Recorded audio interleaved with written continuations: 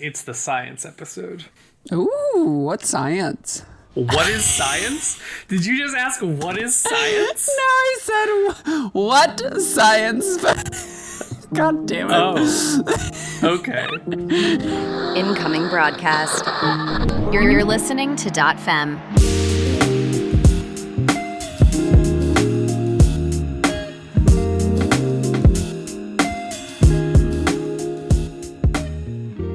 Welcome to .fm. I'm your host, Danielle Gonzalez. I'm Claire, as usual. Yes, indeed. Good to know that you don't become different people between episodes. We got a doozy for you today. It's about the science. Oh boy. It's about the science and the medicine of HIV. You know, I have to say, when you started that question with Dr. Fauci, you came at it from such a high level, and I was like, oh my god, I gotta get the brain gears turning. Yeah, I mean, I did my research, you know. Yeah, that first question was really highbrow, and it caught me off guard, and I'm sure it's gonna catch most of our viewers off guard too. Yeah, well, I mean, I guess let's start with that, and we'll talk about how HIV works and, you know, specifically what it is, what it does. And then we can start talking about the actual science and medicine behind it and why it was so difficult to, you know, work on and research. So first, I'm sure you know HIV is a virus. It's literally in the name, human immune deficiency virus. Mm-hmm. But very specifically, it's a type of virus. It's called a retrovirus. And a retrovirus is, you know, like other viruses, it sort of infects the host cells and turns them into factories that reproduce copies of itself. That's not good. Because viruses, you know, they're not, I guess it's debated whether they're alive or not, because like they don't typically, they're way smaller than like a normal cell, and they don't usually have like the same components that like other cells do, like mitochondria and stuff like that. So it's debated whether they count as being alive or not. But either way, viruses can't reproduce themselves. They can't, you know, divide like a cell does. So what they do is they invade the host cell and turn it into sort of a factory for the virus so that the cell reproduces the virus for it and then sends it out, right? Yep. And there are a lot of different ways that a virus can do that, but a retrovirus does it in kind of a different way. They use a process called reverse transcription, which is where the retro from retrovirus comes from. And the way that works is it has a version of its own RNA that it sort of reverse transcribes its own RNA to turn it into a segment of DNA, virus DNA, and then it uses that reverse transcribed DNA and inserts it into the DNA of the cell. Yeah, so more or that less. the virus is now part of the cell. That's kind of how a virus or a retrovirus works. HIV specifically is way smaller than like the actual cell. So like a red blood cell, just for reference, is 120 nanometers. Microscopic. Correct. And you don't really have to know how big that is. Just keep the number in mind, 120, right? Okay. The HIV virion, you know, the actual virus itself, it's roughly spherical with like little sort of kind of Little doodads. Yeah, doodads kind of coming Little off the doodads surface. sticking off of it. Yep. Right. And it's 100,000 times smaller than a red blood cell. Wow. So it contains 2 copies of its RNA, and it also has a couple of additional proteins called integrase and protease. And these are important. Okay. Protease is a protein that controls the cutting of DNA so that it can surgically sort of insert its own DNA copy into the cell exactly where it wants it, basically. Kind of. Well, not exactly where it wants it. It's kind of messy about it. But protease is what makes that. It's what snips. And then integrase is the protein that integrates. It combines and, you know, attaches the virus DNA into the cell's DNA. Okay. That's all it is. It's a tiny little shell with these 4 proteins inside it. 2 copies of the RNA, a protease, and an integrase. The virion binds to the outside of the host cell, which for HIV is specifically CD4 T cells and macrophages, which is another kind of, those are both white blood cells, but different kinds of white blood cells. Mm-hmm. It attaches to the outside of its host cells, so CD4 T cells and macrophages, where it then gets absorbed into the cell by kind of fusing with the cell wall. Oh. And then the little capsid inside the spherical shell that has those 4 proteins is released into the cell. And then once that capsid is released, then the reverse transcription starts to happen where it turns those 2 RNA copies into viral DNA, which is then inserted into the host cell's own chromosomes using, protease and integrase. Wow. And then the host cell starts to create new copies of the viral RNA based on the integrated DNA. And these new viral RNA copies are then assembled into a new capsid with, their own copies of protease and integrase. And then they're sort of released from the surface of the cell in their own new shell. Yep. When we talk about HIV progressing to AIDS, the point at which that happens is when someone's T cell count gets depleted below a level of 200. Your T cell count is below 200, you have AIDS. The way that the virus depletes these, there's a number of ways, and I'm going to let Dr. Fauci sort of take that from here. Oh, please. The precise mechanisms about how cells die, there are multiple theories. One is that you make so much virus in a CD4 positive T cell that it essentially consumes the cell and the cell dies. Another is that immune cells, antibodies, ADCC, killer T cells, recognize the HIV infected cell and kills it. It doesn't do it well enough to eliminate the virus from the body, but it does serve the purpose of killing CD4 positive T cells that are infected. So it's a combination of self-destruction by making a lot of virus and your own immune system clearing some of the infected cells. So yeah, there's a number of ways that HIV depletes the T cells. And then, once the body doesn't have those T cells anymore, it can't fight off infections, right? Your immune system is now compromised. It's essentially gone. It's weakened.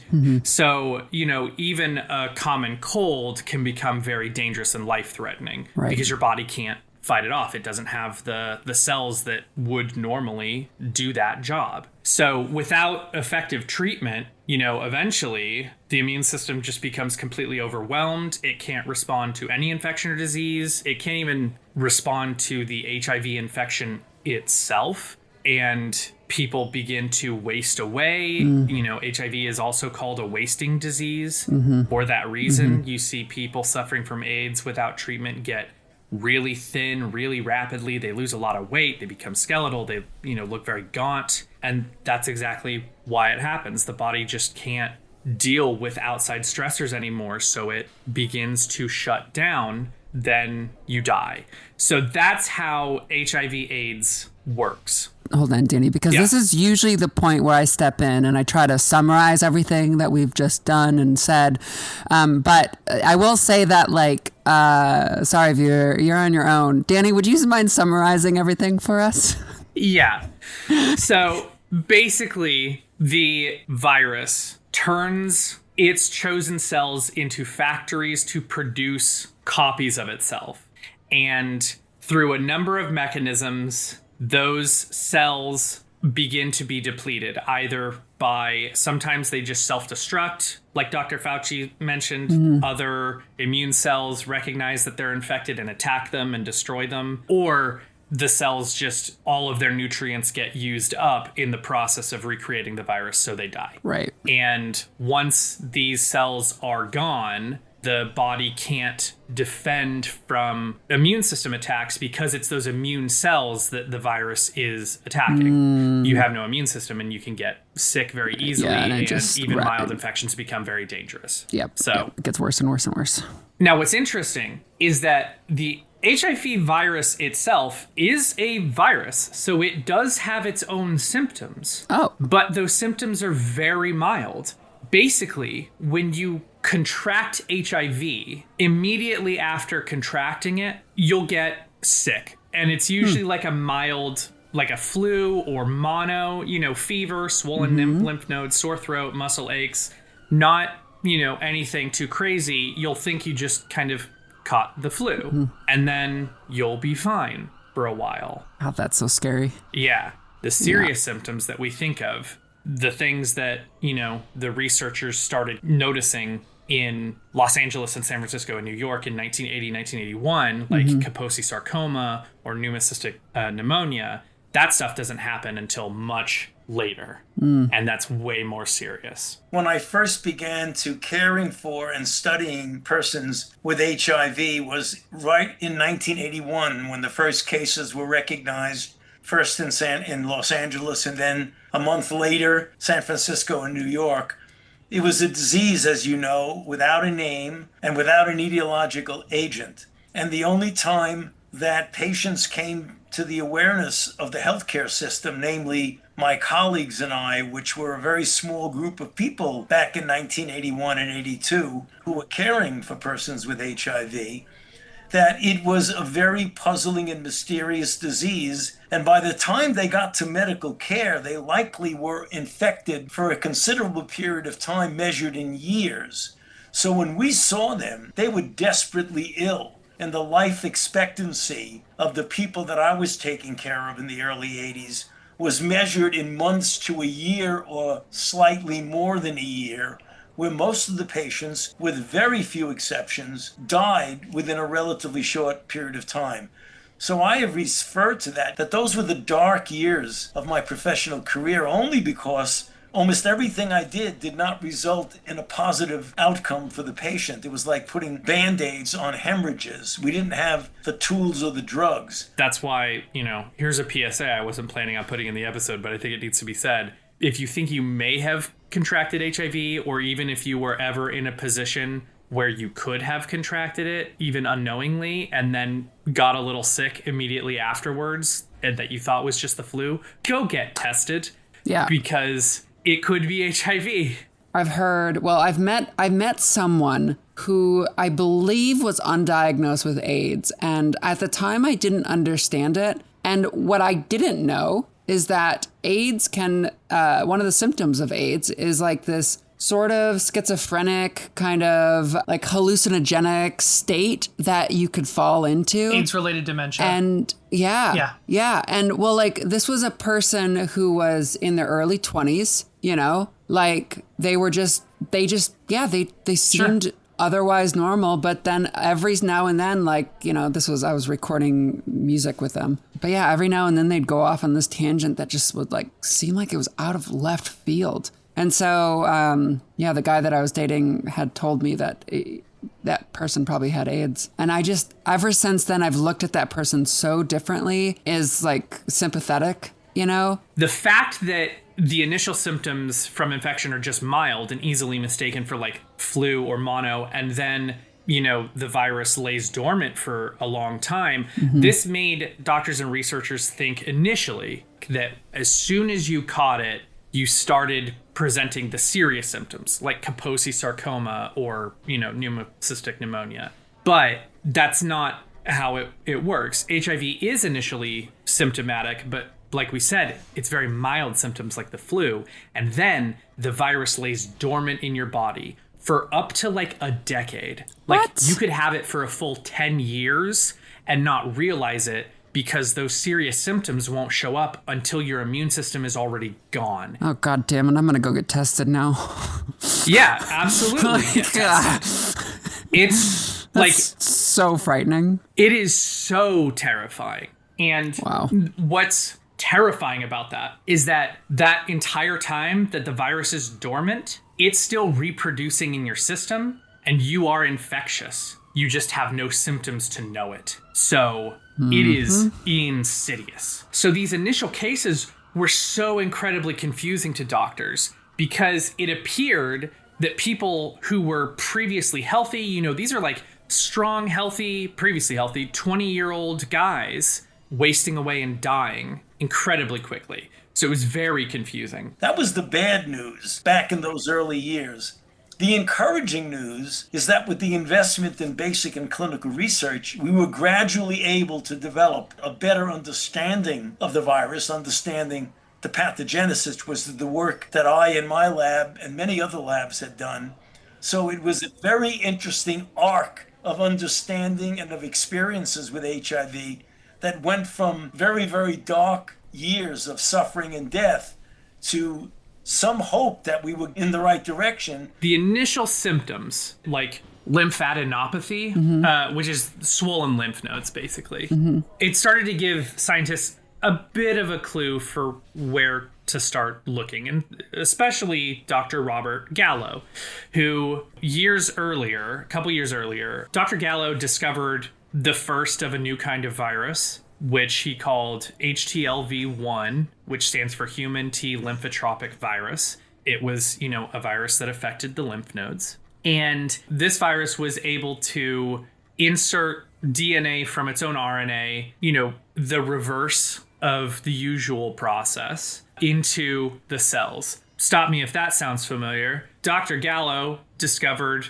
the first retrovirus in 1979. So he began to think, okay, well, maybe this virus that's causing AIDS is a retrovirus, because it seems kind of similar to that one we found like 2 years ago.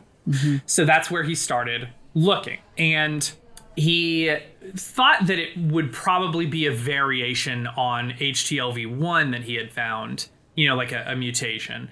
So he was tentatively calling the disease HTLV3, even though they hadn't really identified it yet. But that's just sort of what he called it initially. It's just an old name for HIV.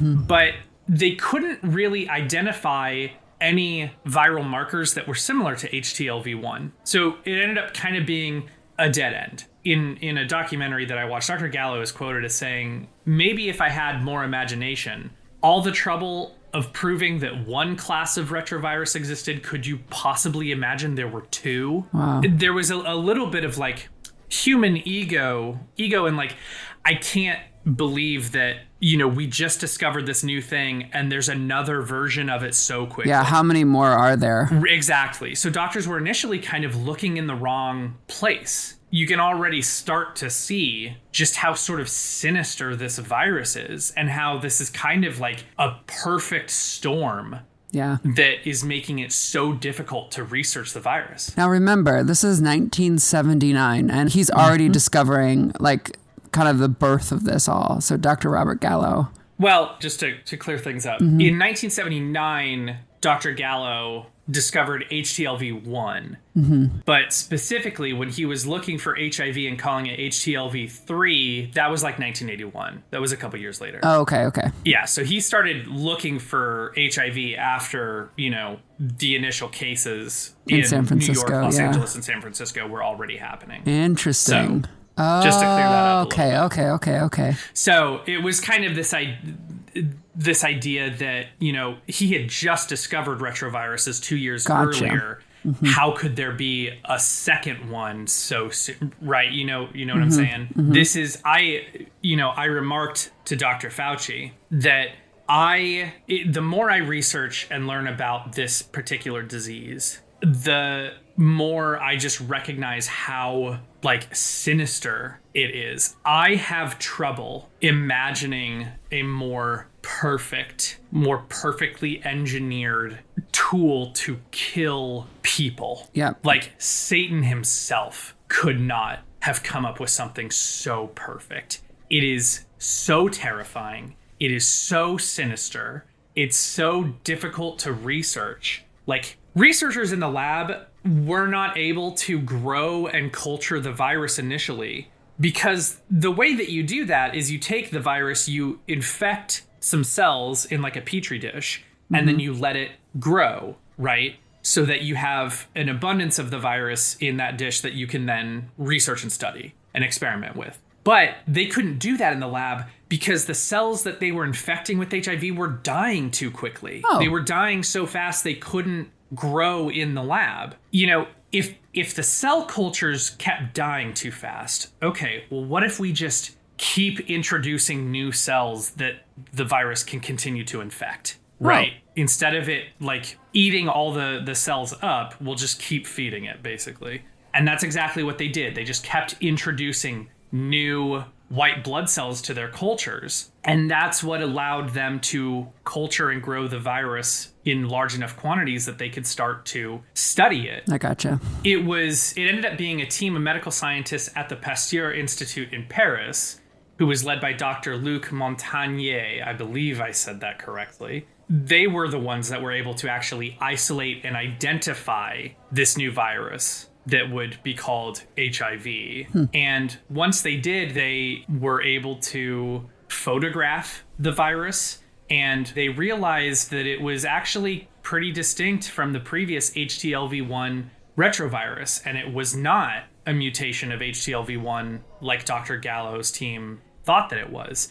So they initially named the virus LAV, which stands for lymphadenopathy associated virus. Again, it's, you know, the virus causes swelling of the lymph nodes. And so that's what they initially called it in France from the Pasteur lab. They now that we had this virus, we now kind of found it. We recognized it. Dr. Gallo and his team were then able to take and build upon that research and were able to definitively confirm a link between LAV, or what we now call HIV, and the onset of AIDS. And so now they were able to confirm, okay, this is the virus that causes AIDS. Still a lot of work to do, but that's a very important first step. Hey, you want to support trans voices? Help us keep .fem weird and wonderful at patreon.com/.fem. That's patreon.com/DOTFEMME. Reacquiring signal. Margaret Heckler, Who's Margaret Heckler here? Reagan's HHS secretary. Oh, okay. Yeah, we talked about her All right, last episode when episode, we discussed okay. the politics All and right. the history of the pandemic. But Margaret Heckler, Reagan's HHS secretary, she holds a press conference and announces that the cause of the disease had been identified, which they're calling HIV-1. And remember, she very confidently stated that a vaccine should be available within like 2 years by like late 1986. Yeah, because that was the general trend at the time of like Correct. 10 years later or whatever it was. Yeah, like, we'll have vaccines. Usually, once you identify a virus, it only takes about 18 to 24 months to create a vaccine. So that's sort of what they expected. But that's not what happened. In order to start looking for a treatment, because they needed a treatment, at this point in 1985, 250,000 people were by like 1981, 250,000 people were infected. You know, by the time the first cases were being identified in 1981, already like 250,000 people were infected with the disease. By 1985, like at least 500,000 Americans, just Americans, and like over 2 million people across the globe were infected with the disease. And remember, we weren't really counting. In many cases, especially during this time, it was still being dismissed by the politicians, by the governments. The medical community was counting, like right, of course. But like certain specific like risk groups, like how the disease was affecting like trans women and gay men and, you know, straight Haitian women and everything, that wasn't being meticulously recorded. Especially for trans women. We have no idea how bad it was for the trans community. But yeah, so we needed to find a treatment. And in order to find a treatment, scientists, like, they were kind of desperate. They were starting this sort of, there was an AIDS activist who described it as what the hell drugs. Huh. They were just trying drugs for other infections and other diseases to see if they just, you know, what the hell. We know that like it probably can't kill you faster than AIDS is, so what the hell? Let's give it a shot. And that's how we were able to find that AZT which is a cancer drug from the 1950s, seemed to show that it had some effect at reducing the HIV virus. So scientists were able to start recommending AZT. It was approved by the FDA, and it was initially showing to be surprisingly effective, even though the medication itself is like wildly toxic. It's kind of like chemotherapy in the sense that like the side effects were very serious and toxic. In fact, they were, so intense that some people just couldn't take it. Common side effects include nausea, vomiting, diarrhea, abdominal pain, headaches, fatigue, muscle pain, bone marrow suppression. Talk to your doctor if you've experienced any of these before seeking AZT. Correct. So, it did seem to be surprisingly effective, but not everyone could handle the medication. Not everyone could, for lack of a better term, stomach it. But it was showing to be somewhat effective. And this was like the first piece of hope that people had at this time, like 1985, around that time. It did seem that patients who were able to take AZT were starting to get better. Their immune systems were regenerating. Their viral load was decreasing. But over time, AZT seemed to have less and less effectiveness. Oh. It stopped really doing anything to help the disease. So it worked a little bit, but it stopped working. Do you know if it's because HIV at this time was like getting it was what's the medical word for immunity? It was not immunity. It was drug resistant. Resistant. Yeah. Yeah. Was HIV becoming drug resistant at this time? 100% it was. You're spot on. That's exactly what it was. It was because the virus was adapting. That's even scarier. I know, right? Jesus Christ. So in the early 90s, there were a couple doctors, Dr. David Ho and Dr. Martin Markowitz, among others. They were not the only ones, obviously. There were so many incredible doctors and researchers working on this problem that we can't name them all. Sure. But, these were Dr. David Ho and Dr. Martin Markowitz were two big ones. They're trying to figure out why the virus seemed to lie dormant for a time after infection. Remember, we talked about how it could sit in the body for like 10 years. Right. And they're trying to figure out why that's happening. And what they're finding is that the virus is not ever dormant. It's from the moment you're infected, those infected cells are producing billions of copies of the virus every single day. And they're not doing it particularly well. Remember how I mentioned that like the protease is snipping, but it's not necessarily snipping super precisely. And the reverse transcription is kind of going a little quickly, so it's not perfect every time. Things aren't always lining up. Those are mutations when that happens. And so it's producing billions of copies, and all of them are imperfect. So they're kind of mutating as they go. And it's this high rate of mutation and replication that is what allows the virus to evolve so rapidly. And it is constantly developing these drug resistances. Doctors Ho and Markowitz realize that it's kind of inevitable that HIV would develop a resistance to basically any single drug. Wow. If the drug is introduced only one at a time, like AZT was. That's why AZT lost its effectiveness. So instead, they decide to try something new. They're going to try this new treatment, which is a cocktail of 3 drugs. 20 pills per day. It's a lot. But the thinking is that it would be so difficult, exceedingly rare, for the virus to adapt a resistance to all 3 at the same time. So it would give the body a chance to use the drugs to attack the virus and bring it down. This new trial, they conducted this on a man named William Dodge, who just honestly like an unsung hero of the crisis for like being a patient willing to try this experimental treatment. But, he describes the side effects of these 3 drugs, these 20 pills a day, was very severe. For like a full week, he was so unbelievably sick, like chemotherapy levels of sick. But within a few days, the viral load was reduced to undetectable.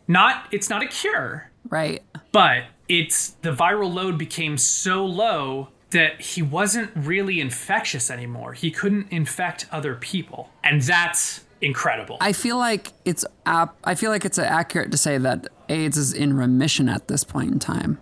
Would people describe it as such? I don't know that I ever saw that specific language, just because I know that language is usually used for cancer. Yeah. But I mean, more or less, yeah. I think that's a very apt term. So yeah, I think that the triple cocktail, was a cocktail that was able to put it, into remission, for lack of a better term. Yeah. So shortly after they were able to find this triple cocktail, they did an international blind study to really make sure that this was doing what it, was supposed to be doing, and that it wasn't losing effectiveness over time. Mm-hmm. In 1996, this was huge news. This is awesome. Yeah. There was an international conference that was led by doctors from Italy, the Netherlands, Canada, Australia, and the US. This group called INCAS, which was, all of the countries that had HIV positive cohorts in this blind study to test the triple drug cocktail. This INCAS group, which was led by Dr. Julio Montaner, I'm not sure how to pronounce his name. They announced this triple drug cocktail regimen, which they were calling HAART, or Highly Active Antiretroviral Therapy, HAART. And they revealed the trial's results and announced, HAART to the world at a global AIDS conference in Vancouver, British Columbia. So in 1996, from a scientific standpoint, AIDS is no longer a death sentence, right? Yay! But importantly, it was the developing of drugs. AZT in 1987, a couple of other drugs, lamivudine and others a few years later. And then in 1996, therapies that were transformative, that they brought the level of virus not only to below detectable, but kept it there durably. So now you have 40 plus drugs, 13 of which are single pills that contain multiple drugs in a single pill, and now injectable drugs that you can give every 6 months to treat people and to prevent infection. At this point, I think that the crisis, I don't want to say that it was over. I mean, obviously the pandemic isn't over. We're still in the midst of an AIDS pandemic right now. But I think that the crisis that it was ended in 1996. That's largely the date that you can consider, because that's the moment where effective treatment was found. It wasn't a cure. We still don't have a cure. There is no vaccine. There is no cure for HIV or AIDS. Right, there's only prevention. With this triple cocktail treatment and other treatments that have been found since 1996, you can now keep your what's called a viral load at an undetectable level and essentially make it impossible to transmit it even if you are infected. Mm-hmm. But, like we mentioned last episode, practically the antiretroviral triple cocktail would cost as much as $16,000 per year. Again, these are $16,000? Yeah, is expensive. That's $6,000 more than the AZT one. Yes, it is. It was very expensive. Wow. But at least we had an answer. And, there's more to this story, but that's going to come in the next part as we talk about how the community organized to make this $16,000 more affordable, how they organized to support patients who were dying, and all that kind of stuff. Wow, so that's going to be a great episode. As we know, science kind of helped us understand and fight the virus, but it was going to be community that helped us survive it. How people fought to live, how they fought to love, to care for one another in a world that was increasingly ostracizing and turning their back on patients that were suffering from this disease. Mm-hmm. So next week, we're going to explore how the queer community and, sort of by proxy, other communities like the intravenous drug use community and hemophiliacs, how they organized to survive this plague. How, gay men and trans women faced unimaginable loss, how lesbians became caretakers and nurses for their brothers and sisters, and how, compassion built the networks that medicine by itself couldn't or wouldn't, and how governments definitely wouldn't. Oh, yeah. So that's next episode. Whew. It's going to be a good one. If you like this episode, let us know. If you're listening on YouTube, same spiel as usual. Leave a like, subscribe, drop a comment. If you're listening on Spotify, leave a comment over there too.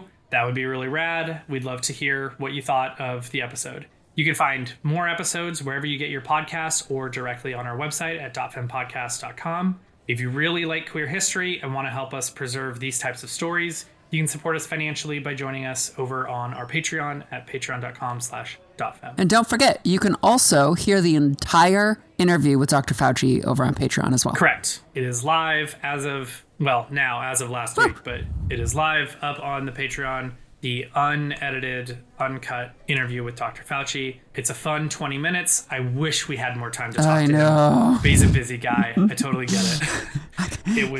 It was great. So definitely check out our Patreon to watch that. Support us on Patreon. It takes a lot of time and, surprisingly, a decent amount of money to make this podcast.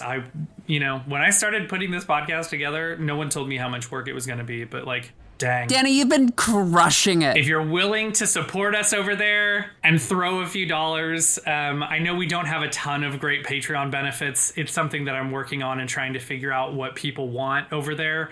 But, if you're willing to throw a couple bucks our way, that'd be great. And then finally, let Dany know all about how awesome this podcast is and share any local queer histories or stories by sending us an actual real life letter. We have a P.O. box. The address is on the website. And we just loved hearing from you. If you don't feel like, writing an actual letter, because I get it. It's, 2026. Who wants to use a pen these days? I do. You can fill out a form on our website as well if you wanted to send an email instead. But yeah, definitely. If you have local queer histories that you'd like us to cover that, we don't know about, definitely let us know. Please. So we'd love to hear that. Anyway, with that, thank you for listening. Have a great day. Get tested if you haven't. Yep. It's dangerous out there. It is. And we'll see you next week. Bye.